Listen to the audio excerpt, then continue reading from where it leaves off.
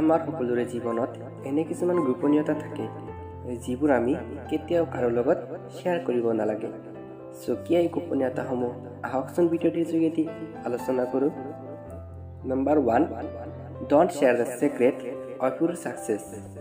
আপুনি আপোনাৰ সফলতাৰ গোপনীয়তাসমূহ কেতিয়াও কাৰো লগত শ্বেয়াৰ নকৰিব, কাৰণ সফলতা সকলোৱে বিচাৰে। কিছুমানে কষ্ট কৰি, কিছুমানে কষ্ট নকৰি। সেয়ে আপুনি আপোনাৰ সফলতাৰ গোপনীয়তাসমূহ যেতিয়াই কাৰোবাৰ লগত শ্বেয়াৰ কৰিব, তেতিয়া সেই মানুহজনে আপোনাৰ দৰে ঠিক একে কাম কৰিবলৈ আৰম্ভ কৰিব। কিন্তু যদি বিফল হয়, তেন্তে আপুনি সঁচা কথা কোৱা নাই বুলি অভিযোগ আনিব। So never share your secret of your success. Number 2, don't share your problems with anyone. আপোনাৰ সমস্যাবোৰ কেতিয়াও কাৰো লগত শ্বেয়াৰ নকৰিব।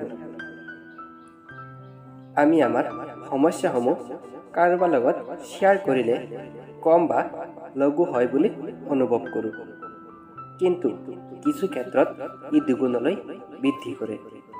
কাৰণ আজিৰ যুগত 70% মানুহে আনৰ সমস্যাসমূহ শুনিবলৈ ভাল পায়, কিন্তু গুৰুত্ব নিদিয়ে।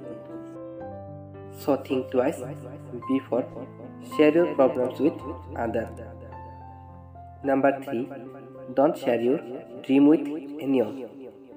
আপোনাৰ সপোনটো কাৰো লগত শ্বেয়াৰ নকৰিব।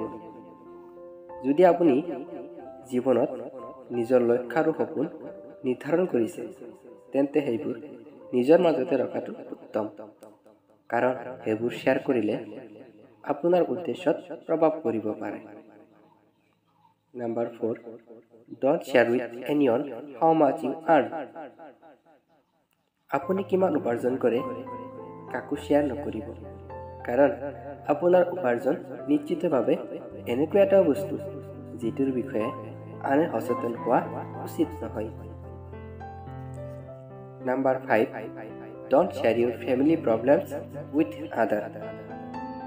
আপোনাৰ পাৰিবাৰিক সমস্যাসমূহ কেতিয়াও কাৰো লগত শ্বেয়াৰ নকৰিব, কাৰণ এনে কোনো পৰিয়াল নাই যাৰ কোনো সমস্যা নাই। কাৰোবাৰ ডাঙৰ আৰু কাৰোবাৰ সমস্যাবোৰ সৰু, কিন্তু অচিনাকি মানুহৰ লগত শ্বেয়াৰ কৰিলে সেই সমস্যাবোৰ কেতিয়াও সমাধান নহ'ব।